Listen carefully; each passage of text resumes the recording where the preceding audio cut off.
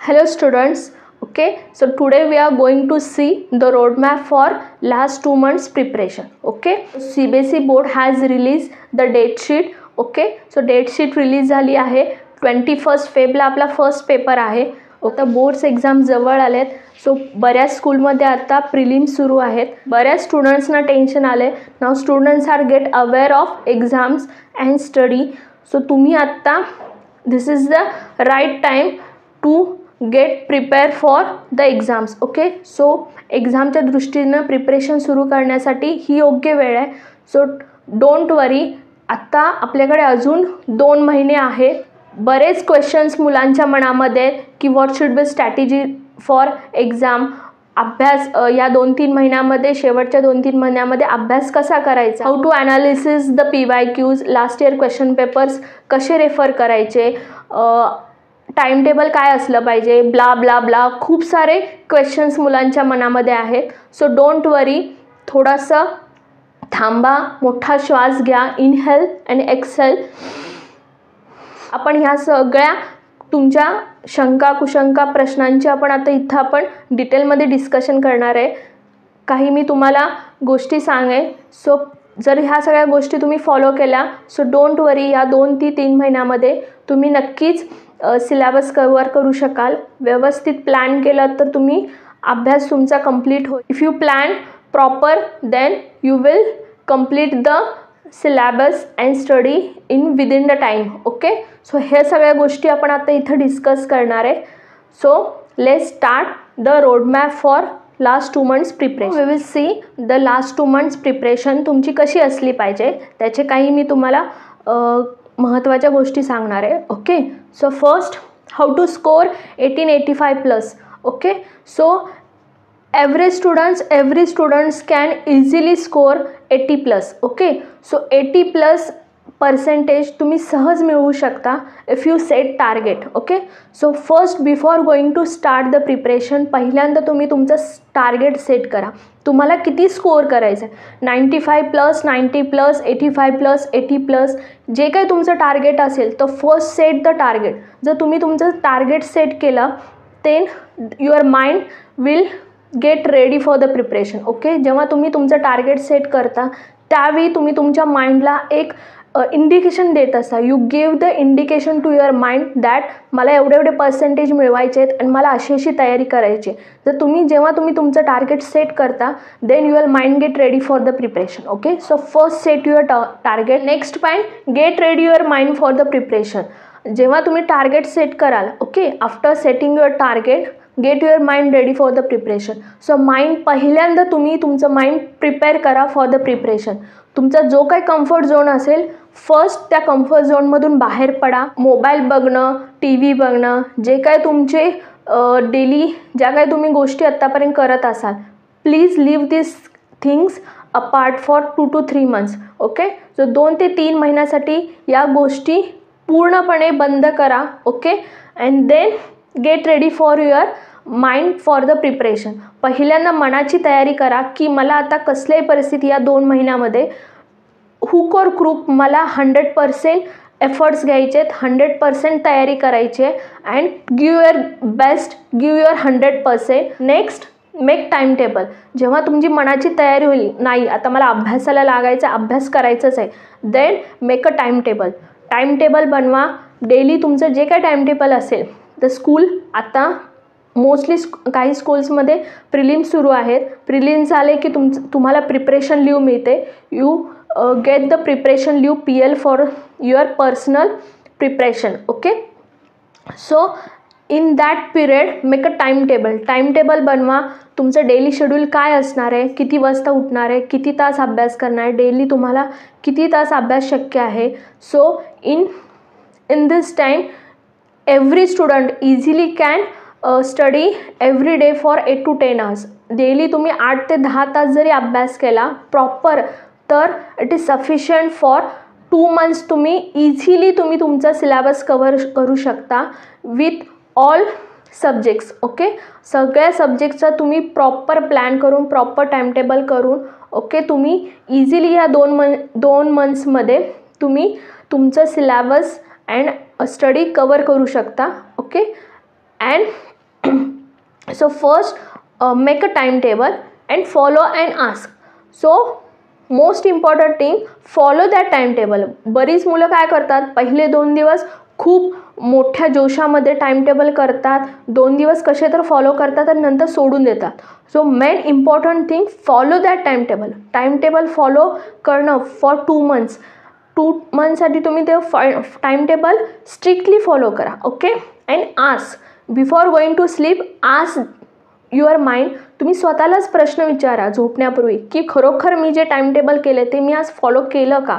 जर ते तुम्ही फॉलो केलं असेल तर तुम्हाला शांत झोप लागेल. आणि जर तुम्ही ते फॉलो नाही केलं, तुम्हाला टेन्शन आलं पाहिजे आणि झोप नाही लागली पाहिजे. So first follow the time table and every day going to sleep ask your mind that really I have followed this time table. खरोखर मी हे टाईम टेबल फॉलो केले का. जर तुम्ही स्ट्रिक्टली 2 महिने टाईम टेबल फॉलो केलं तर definitely you will score according to your target. जे काही तुम्ही टार्गेट सेट केले असेल त्या टार्गेटनुसार तुम्ही नक्की स्कोर करू शकाल. Analysis the last 5 year question papers. Last 5 year question पेपरची हार्ड कॉपी कलेक्ट करा. PDF असेल तर PDF ची प्रिंट मारा आणि हार्ड कॉपी घ्या. जेव्हा क्वेश्चन पेपर डोळ्यासमोर तुमच्या असेल त्याही तुम्ही ॲनालिसिस करू शकाल. PDF खूप प्रॉब्लेम होतो. PDF आपण इझिली क्वेश्चन्स रेफर करू शकत नाही किंवा फार लिमिटेशन्स येतात. So make a hard copy of 5 year questions paper आणि ते 5 year last 5 year question paper तुमच्या डोळ्यासमोर असले पाहिजेत रोज. ओके. सो जो काही तुम्ही सब्जेक्ट रोज प्रिपरेशनला घ्याल त्या सब्जेक्टचे 5 वर्षाचे लास्ट 5 क्वेश्चन पेपर्स तुमच्यासोबत असले पाहिजेत. So analysis the question paper. Question पेपरचा ॲनालिसिस करा की क्वेश्चन्स कसे विचारतात, कुठल्या पॉईंट्सवर जास्त फोकस केलेला आहे, त्यानुसार तुम्हाला कळेल की प्रत्येक टॉपिकमधले कुठले पॉईंट्स इम्पॉर्टंट आहेत, कुठल्या पॉईंट्सवर जास्त फ्रिक्वेंटली क्वेश्चन्स विचारलेत. And mostly focus on these points. ह्या जे इम्पॉर्टंट पॉईंट्स आहेत त्या इम्पॉर्टंट पॉईंट्सवर जो तुम्ही फोकस केला आणि त्यानुसार तुम्ही जर अभ्यास केला तर ह्या कमी वेळेमध्ये तुम्ही खूप चांगला आणि बेस्ट अभ्यास तुम्ही कवर करू शकता. Within few months you can cover the 100% syllabus. Okay. If you analysis the last 5 year questions paper. The next point, prepare for the worst. So what is prepare for the worst. Most मुलं काय करतात, easy topic select करतात, mostly topics ऑप्शनला सोडतात. Okay. So prepare for the worst म्हणजे काय, कधी कधी question paper सोपा येतो, कधी कधी क्वेश्चन पेपर अवघड येतो. सो लास्ट काही वर्षीचा क्वेश्चन पेपर सोपा आला असेल तर बरीच मुलं काय अज्युम करतात, यावर्षी पण क्वेश्चन पेपर सोपा येईल सो आपण इझी टॉपिक्स कवर करू. Okay. So don't do that. Okay. So prepare for the worst means don't keep optional. कुठलाही टॉपिक ऑप्शनल न सोडता 100% सिलेबस कवर करण्याचा प्रयत्न करा. तर तुम्ही प्रिपेअर फॉर द वर्स्ट म्हणजे तुम्ही पूर्ण 100% जर तुम्ही रेडी असाल किंवा तुम्ही प्रिपेअर असाल for the exam, paper easy आला तर डोंट वरी, काही टेन्शन नाही आहे, तुम्ही इझिली तो क्वेश्चन पेपर कवर करू शकाल. पण पेपर जर अवघड आला तर मग तिथे तुम्हाला टेन्शन येतं. The students get panic. Question paper हातात आलं की स्टुडंट्स गेट पॅनिक. तुम्ही पॅनिक होता, टेन्शन येतं. त्या टेन्शनमध्ये तुम्ही बरंचसं जे काही प्रिपरेशन केलं ते विसरून जाता. So therefore prepare for the worst. So 100% तुम्ही प्रिपेअर असाल तर डेफिनेटली क्वेश्चन पेपर जरी अवघड आला तरी तुम्ही डेफिनेटली विथ कॉन्फिडन्स तुम्ही क्वेश्चन पेपर अटेम्प्ट करू शकाल. Okay. So please remember this last point. It is important. Prepare for the worst.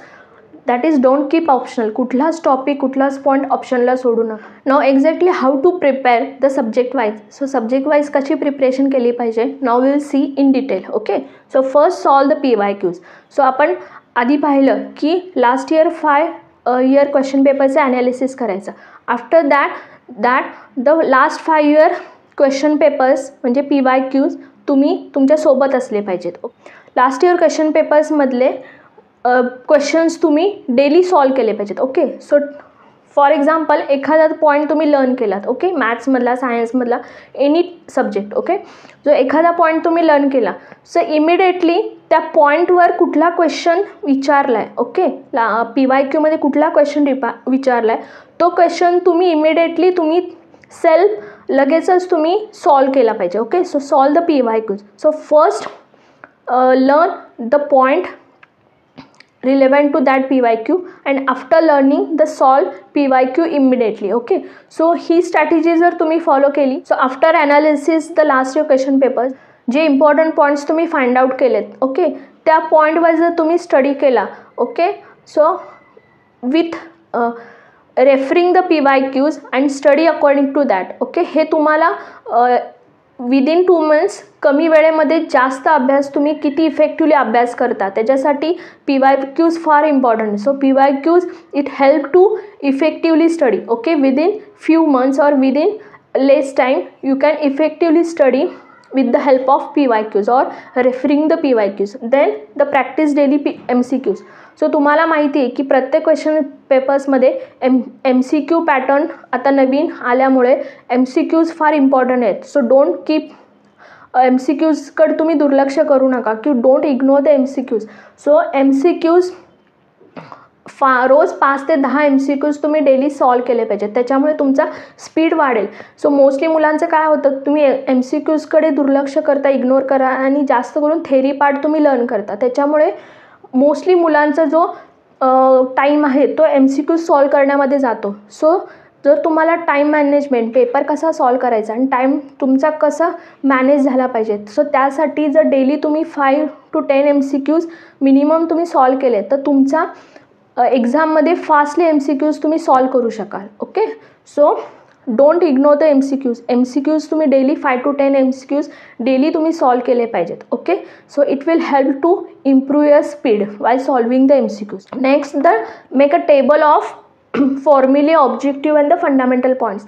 So जे काय फॉर्म्युले असतील मॅथ्समध्ये, सायन्समध्ये, केमिस्ट्री, फिजिक्स, सो जे काय फॉर्म्युले असतील त्याचे सेपरेट टेबल बनवा आणि ते टेबल्सचे चीट तयार करा. ओके, आणि ते तुमच्या डोळ्यासमोर डेली असले पाहिजेत. ओके, सो आणि जे काय ऑब्जेक्टिव्ह फंडामेंटल पॉईंट्स असतील जसं की एक्झाम्पल नेम ऑफ एलिमेंट्स केमिस्ट्रीमध्ये, okay, electronic configuration and the units of quantities in physics, ह्या ज्या काही गोष्टी आहेत, so before the exam within few time हे तुम्ही ह्या गोष्टी प्रिपेअर नाही करू शकत. सो ह्याच्यासाठी डेली तुम्ही ह्याच्या टचमध्ये असाल, सो कनेक्टेड असाल तर हे पॉईंट्स इझिली होऊन जातं.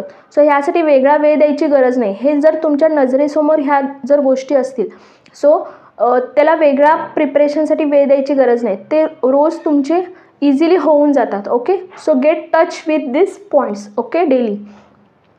Then the separate notebook for diagrams. So सायन्समध्ये मोस्टली डायग्राम्स असतात. ओके, सो डायग्राम्स हे पण फार इम्पॉर्टंट आहेत. सो मुलं काय करतात, डायग्राम इग्नोर करतात आणि एक्झामच्या आधी फार फास्ट तुम्ही डायग्राम्स प्रिपेअर करता, तर तसे डायग्राम्स तुम्ही ऐनवेळी एक्झामच्या वेळेला विसरता किंवा प्रॉपर तुमच्या लक्षात राहत नाहीत. सो डायग्रामसाठी सेपरेट नोटबुक करा.